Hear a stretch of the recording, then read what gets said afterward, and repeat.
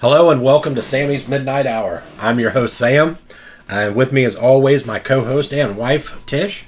Good evening and welcome. Tonight we have a little bit of an unsolved mystery story for you. The woman's name that we're going to talk about tonight is Carole Brinkman. She was a graduate from Greenville High School, class of 1961. Carole participated in many school activities like Future Homemakers of America. You don't hear that too often anymore. No, true. And also being a hall monitor, and held the office of assistant reporter for a newspaper. Her and her family resided at 628 Washington, right here in Greenville, Ohio. Carole was reported as being a dependable employee and a nice, quiet, happy girl. She reportedly had no enemies to speak of, nor anyone who might have wanted to harm her. There were rumors that she had a boyfriend. An anonymous source said that we found a quote that we actually found in some of the stuff we read, said that my husband worked at the Darke County Sheriff's Office back in '71. He said Carole had an on-again, off-again relationship with a man who had a violent temper. The person, or whoever the person was, said my husband had said that there were many things that linked the boyfriend to the shooting, but they could never find the gun that shot her to positively link him to the crime. But he had means, motive, and opportunity. Plus, he clearly came just to kill her. No one else was harmed. No money was taken. He shot her in the neck and fled. From what my spouse had explained to me, it was one of those unsolved cases because the police knew who did it, but didn't have enough evidence to hold up in a court of law. And of course, they're not going to be lucky enough for a confession. So therefore, the case goes as unsolved because basically it's solved without a conviction, end quote. The day was Thursday, July the 27th, 1967. It was a day like any other day. 24-year-old Carole Brinkman was dropped off at the local J.C. Murphy's on Broadway by her mother, Dorothy, at 9 a.m., which she had done for more than 5.5 years. She would later pick her up at 5:30 p.m. Carole went to work at her first job at the local G.C. Murphy's in Greenville, Ohio. She was excited because she had helped plan a going-away party for a fellow coworker there, and his name was Ron Johnston, who was being transferred to another J.C. Murphy store. After the farewell party, she would prepare herself for going to her second job that night, and that would have been at the Speedway Auto Theater located on Edison Road in Greenville. She was eagerly awaiting the next day. She would be on her way with her parents on a trip of a lifetime through Africa and the Middle East. But her excitement would be in vain.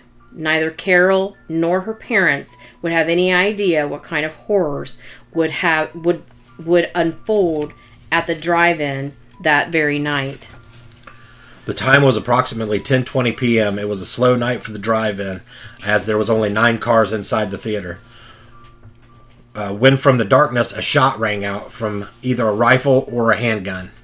Carole's co-worker, Lowell Bruss, in the theater's projection booth, received a phone call but can only hear what was described as mumbling at the other end. He immediately went to the ticket booth where he found Carole mortally wounded, having been shot in the throat. Carole was still alive when Lowell, the co-worker, arrived, as she was able to unlock the booth to let him inside, but she was pronounced dead on arrival at nearby Wayne Hospital a few minutes later. It was reported that Carole was unable to tell the police anything about the shooting before she succumbed to her injury. The owner of the theater, who lived next door, Lester Schultz, arrived and helped to determine that there was no money missing. Local police, highway patrolmen, sheriff's deputies, and investigator from the Ohio Bureau of Criminal Investigations worked on the case, but were never able to identify a serious suspect, nor was the murder weapon or the fatal bullet, which they determined later would be a .22 caliber, that came either from a handgun or a rifle, ever found. Despite police and volunteers searching using metal detectors, and there were only, again, 9 cars at the drive-in at the time of the shooting, all of which were searched. Roadblocks were even set up nearby, but to no avail. There was no indication of robbery at the scene. DP&L donated the use of metal detector devices to aid in the investigation, looking for the bullet and or the weapon. One article was noted in saying that this murder sparked fear and mystery among the residents of Greenville, apprehension in this just small town of Greenville, Ohio. The theater was reopened, but only with a dark auxiliary sheriff patrol being stationed at the ticket booth where the shooting occurred. Patrol Captain Don Harshbarger is quoted in saying that they did this because the employees feel a little bit jittery. There was a reward fund totaling $1,505 set up for information leading to the arrest and conviction of the killer or killers of Carole. The money was being held at Second National Bank in Greenville. You could make donations there at the Advocate or WDRK, a local radio station. This was something that I pulled from one of the newspapers, and I just want to read this to you. This is a memorial that was done just shortly after Carole's passing, and it says, and this is quoted in the paper, in memory of Carole Brinkman, who passed away years ago on July 27th, 1967. The blow was great, the shock severe. We little thought the end was near. And only those who have lost can tell the pain of parting without farewell. More each day we miss you, Carole, for many may think the wound is healed, but very little know the sorrow that lies within our hearts concealed, sadly missed by father, mother, sister, and family. We would like to give a shout out to our new composer of music and our associate producer as well of the show, named Paul Hodson. And we would also like to thank the Daily Advocate, the Early Bird, and just thank you guys for listening. We will be here next week with another great story, and I'm excited about this one. I want to talk about this other story too, but I want to tell them a little bit about what's coming up. The next story, can you tell them the name, or we were going to keep that secret till next week? No, I'll just go ahead and tell them. Okay, I can't go ahead. keep secrets. I know, it's a secret thing. It's a secret thing. Go ahead. But anyways, the guy's name, I don't know. It's pretty obscure. I don't know how many people has heard about this particular man. His name was Herb Baumeister, from Indiana, from around the Indianapolis area. And he was a businessman. He actually owned a few businesses around there called, actually, a lot of you people probably heard of this, Save-A-Lot. Mm-hmm. So Yeah, I can't wait to kind of dig into that me and neither. do a little bit with that. And actually, some of this even has a little bit of connection to Tish here. Yeah. They actually found a body that he dumped less than a quarter of a mile from my childhood home. I spoke with my mom about this tonight, and she remembers it. Yeah, I just wanted to make sure, she remembered. And this will be a good story coming up. So should you be a guys good will one. have to tune in for next week. But I want to get back to this story with Carole. I really I really took a personal. I took this very personal, and I know that this was a long time ago, and I know it happened clear back in '67. But Carole is the same age as my son when she passed, and just being a mom I'm not of a daughter, but as a son that age, you think in your mind, 24-year-olds have their whole life ahead of them, and this young woman, I was able to speak to some people that were from that era of time, which was really cool. There were just things that didn't add up, about the murder. Just things that I don't know, the things that I kind of question. I mean, I just wondered, I think more than anything is there wasn't any money taken. And it wasn't a robbery. And then I've heard rumors that it could have been a stray bullet that somebody shot. And I'm thinking, it's 10:30 at night. Right. And it's dark. It's July. You think... Who'd be shooting at targets this early, late at night? Exactly. Who's shooting a .22, whether it be a rifle or a handgun? Who's shooting at 10:30 at night? And how obscure would it be to hit a young woman inside of a ticket booth in her neck, through the hole, it didn't actually go through the glass. It actually went through the hole where she talked through. Yes, exactly. I mean, seriously, it went through the hole into her neck, out of her neck, and they couldn't find the bullet. Right. I found that just interesting, and I don't know. I just found that interesting. The whole thing seemed was very odd. A lot of odd things took place with it. No autopsy.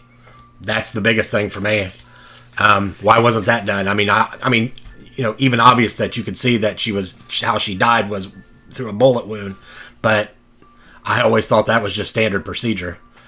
So I always just figured that was just something they did anyways. I mean, on any of the shows we've ever watched. Right, I mean, it didn't matter what was obvious. They always still did an autopsy. They always did it, yeah. I mean, right. So I thought that was kind of an odd.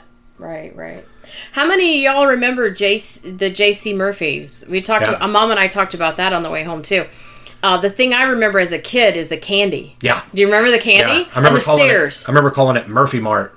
Yes. Okay. Yeah. Exactly. How many of you remember it by that name? And when you walked in, it was nothing but a huge long counter of nothing but candy. Candy. Yeah. And I was a kid then, so it was like walking into, it was like a little slice of heaven. And that was her first job, I think. That she worked that job for 5.5 years. So if she graduated in 61 and she passed in 67, then she really worked there from pretty much the time that she graduated, maybe a year after or so. But and it sounded like she was pretty full time. I read another article which we have a special kind of treat too. We have a PowerPoint presentation that has all kinds of photographs, clippings with some information, really good stuff, clippings and pictures, and just things that just told the story about Carole, because it's important to talk about how she passed, but I think it's also important to touch on how she lived. There's a really nice article that's in the PowerPoint that talks about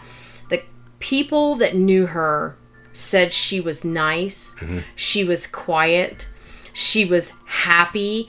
The night of the actual murder, there's people quoted as saying that night was one of the happiest nights they'd had ever seen her. And I'd imagine that she was probably really excited. Right, for going on her vacation. Yeah. Right, she was getting ready to go on her trip. And so in her mind, I would have been excited too.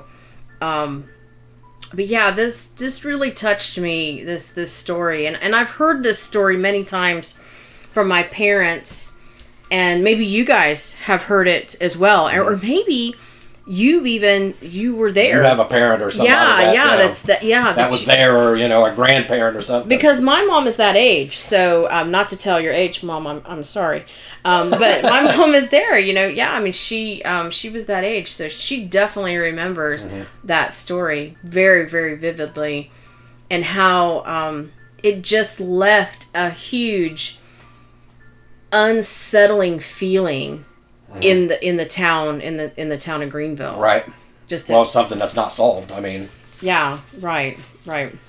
Something that was just left. It's just it's still hanging in the books today. Yeah. It still goes as unsolved today. It's still considered an open case. Yeah. I thought it was interesting. I'm not sure who Captain Don Harshbarger is, or I think it was Don, I believe. It was in one of the articles, but he's quoted in saying, and I marked this because I thought this was a little strange, that they had the auxiliary out there because the employees felt a little jittery. And I'm like, a little? A little? Yeah. You couldn't have paid me enough to be in that booth. No, I'm sorry. No, and I'm fearless, but no, no way. No. I wouldn't have wanted to do it. There's no way. Not at all. But we did go out to the gravesite too, and I think we showed you guys that video as well. We went Facebook Live, and it was just kind of sombering to see her. Sort of a solemn moment. It was kind of a solemn moment. Her father, George, and her mother Dorothy, and her were all buried, side by side. It's just a really sad story. But we wanted, I guess, to do it because we just like we said in the Facebook Live, that we want her and her family to know that she's not forgotten. Right. That even people of today that weren't even alive. Right. Because we weren't alive during that time of the murder. But even people that we still care about it, and we still care about it, and we still feel for the families as well. I truly believe that. So this was a very interesting thing to dig into. We actually went to the library and got a lot of our info. It was neat seeing the old pictures because they have, if you go to the library, they actually have a lot of the old high school yearbooks. And it was actually kind of funny seeing some of the stuff in there. And by the way, Connie, I saw what you look like. It was awesome. Well, it's because she looks just like me, or I look like her. I always say that. Yeah, it's amazing. If you knew my mom when she was younger, I'm the spitting image of her. That is so true. We look so much alike. But it was great seeing the old high school and even Memorial Hall, even how much it hasn't really even changed. No, it still looks absolutely the same as when they took the pictures there. So again, it was really neat digging into this. This little bit of history from Greenville, from our hometown. So right. Well, one more thing I just want to touch on is the Future Homemakers of America. Do they even have that? I don't think that still exists anymore. I don't think you could get away with that today. You know what's cool is that there are pictures on the thing that we put together, the PowerPoint, and there's pictures of guys in the class too. There's females and males in the class. And I think it's really cool because they teach them some stuff that is so important. Well, it's just basic stuff. Basic life stuff. Yeah, how to cook, how to sew. How to do things that you need to know in life. It's like, why did they ever stop doing that? I don't know. And do they have hall monitors too? Yeah, I don't think they have that anymore. I'd have to ask Paul. I don't know if they still have that anymore or not. Right, because I'm not sure about that either. That's so strange, but. Well, I think we need to wrap it up. Yep. Okay, so that's it for tonight. Thanks again for joining us. Just remember, keep listening. And we have a website. Yes. Yeah. We have a website, and you can visit that through the Facebook group. I think it is. Oh, and there's all kinds of pictures and all kinds of stuff on there. There's all kinds of cool stuff on there. There's a picture of the booth that Carole May was actually shot in. Yeah, that's so true. Yeah, that's really cool. I mean, to just be able to look at some old photographs of the and a lot of old paper clippings from the Advocate. So, yep, you Yeah. guys need to go check that out. Yeah, definitely. We'll put a link. We'll put a link in our Facebook page or the group with the Sammy's Midnight Hour group Sounds on like a Facebook. plan. Yeah, we'll put a link on that so they can link back to the website. And we're still building that website, so it's a work. It's a work in progress. Yeah, it's a work in progress because both of us are in college full time. Yeah. So we busy. Yeah, we got homework at our age. At our age, what the heck is wrong with us? We've got homework at our age. I don't know. But thank you guys for listening. Yes, thanks again for listening. And thank you so much for listening, and thank you for the feedback. We've gotten great feedback, and we appreciate that. Keep it coming. If there's a story, also if there's Anything. if there's a story that you want to hear about that you want investigated, you can drop us a line at Sammy's Midnight Hour at gmail.com. That's Sammy's Midnight Hour at gmail.com. No apostrophe in there, just Sammy's Sammy. with an S. Yeah. You can send us an email and let us know if there's something that you want to hear about or something you want us to dig story, into. Yeah, or... the story that you'd like us to dig into. We're always looking for new stories. Yes. Definitely. Okay, well, that is it for us tonight. So thanks again for listening, and come back again for another episode of Sammy's Midnight Hour. Good night, everybody.